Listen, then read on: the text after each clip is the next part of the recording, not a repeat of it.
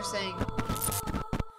If anyone happened to figure out what kind of restaurant I worked at or whatever, I don't get in trouble if you mention it, because it's my contract, it's not yours, so I don't get in trouble, but my mods will ban you. Don't think it.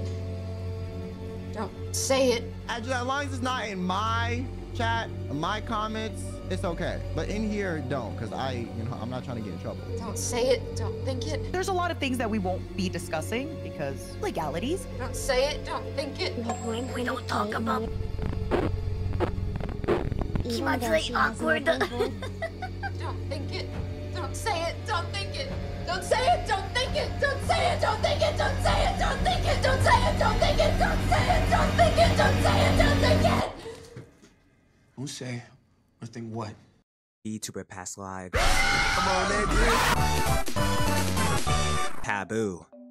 A custom prohibiting or forbidding discussion of a particular practice or association with a particular person, place, or thing. While not indicted by any government law or legislation, wait, that's illegal. These are customs against certain activities, and violating that taboo is seen as a transgression. Whether it's profanity, sex, religion, anything about the prevalence of minorities, or premarital hand-holding, taboo culture limits many subjects, but there's a desire for many to break the taboo, and when the transgression and taboo depend on one another, the subject enhances the community culture. If y'all know me, I love media, and there's an evolving media subculture with its own customs, ideals, and experience, far different than the mass media.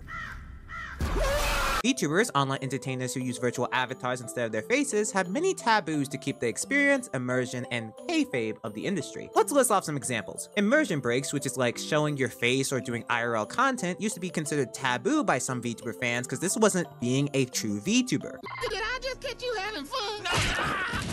Nowadays, you'll see a bunch of VTubers IRL doing that type of content. Dating was a taboo because some people wanted a VTuber to be theirs and theirs alone. Shut your bitch ass up. Politics. Not a big fan of the government. Which is its kind of own controversial subject, and this topic's taboo, which is probably the most complex. VTuber past lives, mentioning and or sharing them. Just calm down, don't do it. Or is that always the case? With the absolute state of the VTuber industry, this taboo is beginning to change and completely fade, for better and for worse. But stop right there. Run that back. Just in case, do not start digging into other VTubers' personal lives or harassing them based on the subject of this video. Some of y'all are grown adults. That's a grown-ass man. That's not a kid. Just be respectful, it ain't that deep. With that out the way, let's talk about it. Hey, it's Taledo, that fallen angel kicked out of heaven. Get some snacks, get some water, get that dog in you, and let's get on the video. I know, you like my style. Nasty, gritty, looking pretty while I crack a smile. How about I explain to y'all what a VTuber past life is? Enter Person A.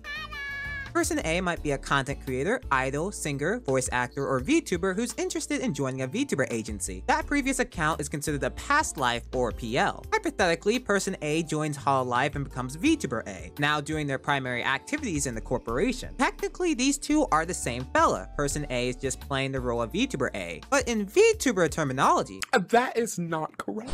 Person A and VTuber A are considered two entirely different identities or lives with no public association. And here's where the taboo comes in. Do not mention or share anything about the association or the past details. If VTuber A is streaming, do not mention the previous account Person A. Moreover, if VTuber A leaves the company and re-debuts, do not mention the past. I asked you, who this on that name? I don't know. Why is this a taboo that's been relevant for years? Well, many VTubers put up a persona, and many would rather focus on their current content. Out of respect for the talents to focus on their current endeavors, people would keep talk about other personas and accounts on the down low.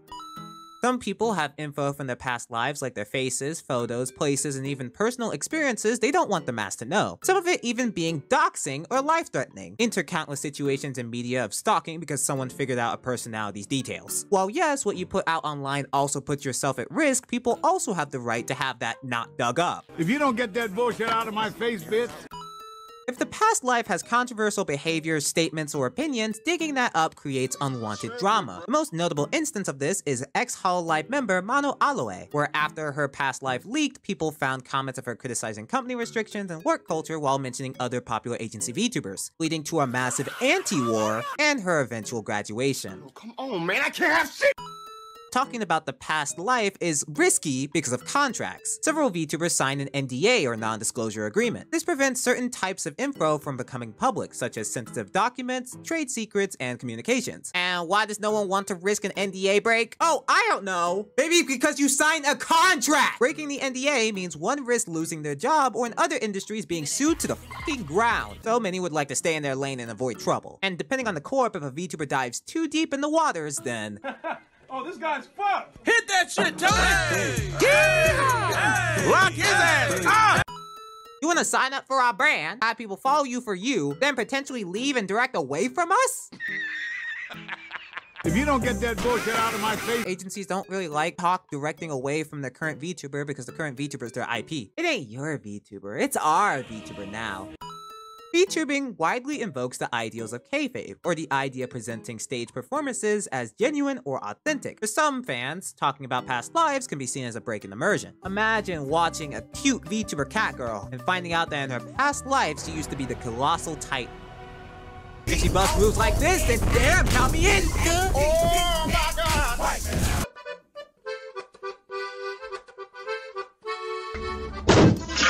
And that's the reasons why people would rather keep the taboo. Now we gotta understand, many fans of any mass media personality obviously wants to know more about their fave. What brought them to their current occupation? What did they used to do? What do they look like if they aren't headlining their face? Fans like these fellas, and there's this lingering desire for many to know more than what's on the surface. But for the VTubing industry, that was under wraps because of the taboo. And this would remain strong for multiple years. Commonly done not just to protect the culture, but to protect the VTubers' endeavors. There was always this layer of disrespect seen towards people who'd openly reveal or supposedly dox anything about a VTuber's past life. So past lives were never openly discussed on public platforms. The main place you'd see discussion about it was on message boards. Hell, even some subreddits have rules around sharing past lives, and that's just always been the culture. Some liked it, others hated it, the fans got in line regardless to support. And this subject's pretty different from other mass media where people would always mention their past roles. But the view on the past life culture and the transgression of the taboo would slowly begin to change. But before that, quick thank you to our Patreon members. And a special shout out to Archangels, Lihaho Listra, Luminous Cove, and Serene, and of course all of you for making this channel possible. Like the video and subscribe to the channel because only a small percentage of viewers. Shut your bitch ass up! Let me tell you where I believe the cracks in this VTuber taboo date back. At least the most notable story, 2021, when a beloved VTuber made a new debut. Welcome back, K-San. Good morning, motherfucker!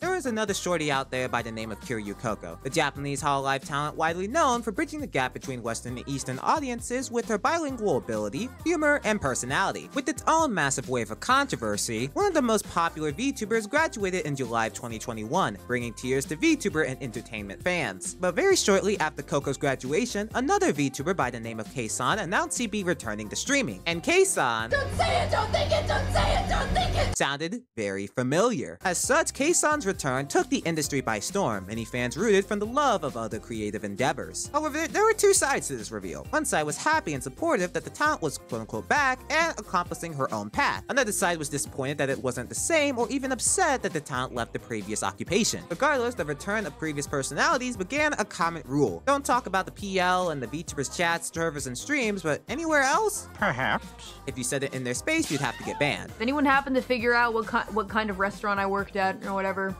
I don't get in trouble if you mention it, because it's my contract, it's not yours, so I don't get in trouble, but my mods will ban you. But this taboo hadn't completely hit the fan. It was still heavily frowned upon to directly say this VTuber used to be this other VTuber, as what were their boundaries? Was that what they wanted? Was that doxing? So you would see people phrase shit like this. This fellow sounds very familiar. Do you know? Do you know? But recently, you've seen that narrative change. Or rather, you've seen the taboo on many occasions completely broken. Drama and news channels directly linking past agency and current indie VTubers. Clip channels mentioning past identities in the title of the VTuber they're clipping. Hell, VTubers openly talking about past life experiences, or agency VTubers using past life accounts to assuage speculations. The culture around the taboo completely shifted. So what happened? I contribute 3 VTubing events, this VTuber taboo shift. Let's start with the good shit first. Welcome home to VShojo. Over the last year, VShojo welcomed 5 new VTubers, 4 of them being a unique experience. Enya the Genius, K9 Kura, Matarakan, and Michimochi Eevee. All of these VTubers sounded... Yeah, I'm not doing the sounds very familiar bit anymore. You think it's so funny, huh? They were previous agency VTubers. Similar to the reveal of K-san, people were massively ecstatic to see the reveal of those well-loved personalities. But the reveal wasn't the main culture shift. Some of these VTubers would make references or jokes to their past lives. What do you mean again, Mr. Dr. Kuro? What, you got a f***ing nail in your head? You can't understand what I'm saying? Damn, why are you asking me so much? You f***ing trying to detect something, eh? Be careful. You don't want to die again. Or talk about previous experiences in those last jobs. The good of VShojo and the stories of the past made fans question a lot about that past life. Regardless, VShojo has changed a lot of VTubing culture with their new hires, and that's why last week I discussed how they transformed VTubing forever. Go ahead and check that out. Open your mouth. Next, some VTuber agencies suck. There are a lot of stories of past life VTubers coming out about horrible VTuber agency practices. Past Akio Air members coming out about a plethora of horrible shit. Aurora Live VR had practically every nigga dip, and several past members warned people to stay away from the company. Mysteria Live... Can these people stop being weird about minors? There are a lot of agency controversy. Oh look, walk the jump scare. Definitely the worst out of everyone. But how the hell did these agency stories come to life? Other than any dumbass announcement made by the companies, the massive sharing of the VTubers' experience through their past lives. The most notorious instance of this is with Zion Lands A Story, where after being terminated, Sayu Okami released a document telling Zion Lands' side of what happened at Nijisanji, relaying incompetent management, further context on violations, and several areas of mistreatment directed towards her. What if a VTuber graduates or gets terminated without relaying their side, regardless given the shitty hand? Well, have their past life promoted and available for their return. However, it still wasn't actively encouraged to share all types of past lives. Then a Selen Tatsuki incident happened. Obviously can't dive into everything, so if you don't know, watch some other videos on the subject. With that out of the way, with a lot of questionable buildup behind it, on February 5th, 2024, Nijisanji announced Selen Tatsuki's termination with the 3-page document it was just f***ed, like lambasting and blaming her for their reputation loss and mismanagement issues. However, Doki would reveal her side only after the company response. The most highlighted response being, "I will not be silenced anymore," and many other factors that would further spark a huge controversy against Nijisanji. Then Niji hosted that black box stream, which... It's not just a VTubing disaster, it's an entertainment industry disaster that has harmed not just Nijisanji's reputation forever, but anybody associated with the subject. But several fans wanted to do everything to support Doki Bird. They emphatically broke the taboo and came out to share her story en masse. And now she's doing amazing things as an indie. I believe her journey, current impact, and what she's accomplishing now with her goals is a story of wonders. Who knows, maybe there's a future video out there on her industrial takeover. These are what I believe demolished the taboo culture. Sharing past lives has become way more enacted than in the past. Is that a good or bad thing? A blessing in disguise or a curse for things to come? I asked Twitter something about the matter. Would it be for the best if the past life taboo disappeared? Of course, thanks to everybody for giving me their thoughts and positions as well as both sides to the subject. Here's the rhetorical argument for each side, and I'll be acting out each one. Not gonna lie, the sanctity of hiding the past life is kinda weird. I mean, do most talents even care? We do not care. Why would the past life account be found media if VTubers wanted to completely hide it? Why wouldn't they delete everything if the past life wasn't some kind of safe net? If shit hits the fan, that's an avenue for that past life connection. So I'd argue understanding the past life is better, not just for the worst circumstances. Knowing the connection allows fans to appreciate their fave's journey and to follow them no matter who or where they are. VTuber agencies may not be the ideal path for everybody's creative endeavors. Like, look at the numbers, this industry ain't looking good. A 2-pack of ass. It really doesn't help that countless agencies have been exposed for incompetent, shady, or utterly exploitative practices. Whether black or not doesn't matter, people aren't being properly valued. Maybe the future is being an independent creator. Maybe the future is owning one's own brand management and operations, at least surrounded by people that value you for you. So he's better than you? Yes. And stacks more paper and gets more hoes than you?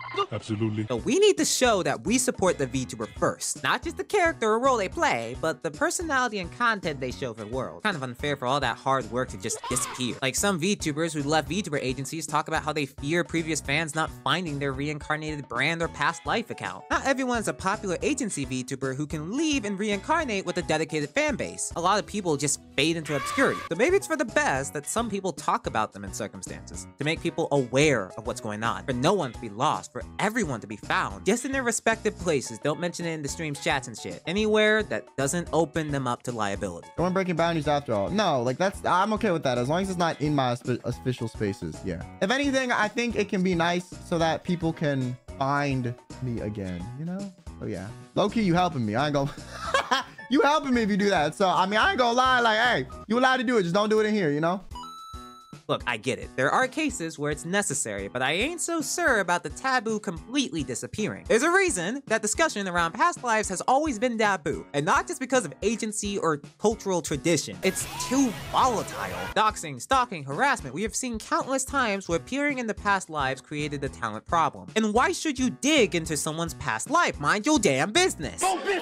Yes, some performers don't care, but if someone does, that's gonna create problems. Obviously, agencies like Hololive be looking clean, yet others may be happy in their jobs despite the problems. Business is business after all. Until someone publicly announces they want to leave an agency, that discussion just raises speculations. So why plaster the past publicly? Can't we just focus on the present experience? One other thing. Do y'all know how intrusive media entertainment fans are? You need to log off! If PL discussion becomes more accepted, well, goodbye to basic etiquette. Why should they be coerced to confront anything they don't broadcast just because some VTuber fans can't stay in their lane? Are you still friends with those from your previous job? How do you feel about the controversy? Why'd you leave your dedicated fans? Shut your bitch ass up! I even factor in how there are some people sending hate and harassment to agency VTubers in the pretext of wanting to supposedly save them. I got the strangest offline Streamlabs thing with like, I'm doing this for your own good. How do you know it's good for me? Are you my mommy? These people don't even know who I am, but claim to want to know to do the best for me. You've never seen me before. What makes you think bullying me out of my job is gonna do? And before one says, we'll support your new account, were you supporting them then or now? Yes, when the worst happens, give them their voices. No one deserves to be silenced. But removing the taboo completely is going to open up other problems, and we've seen that happen. Let's just respect the wishes and etiquette for now. The taboo around past lives has been revolutionized. The transgression didn't deny the taboo's existence, but rather transcended it. You saw two sides surrounding past life discussion being normalized. I personally believe it's a case-by-case basis that deserves its area of respect from both sides, but what do y'all think about this topic? Let me know in the comments below. However you feel, remember this. Everyone has a past, and everyone has a future waiting for them they can't even fathom. No matter where you are, indie or agency, everyone is on their journey to succeed what the gods ordained for them. No matter what, respect and support the creators you love, no matter what phase they are in. Today's a good day! But hey, let's not think of my previous past as heaven's angel. What the hell are you talking about? I'm falling for a reason. You better stop!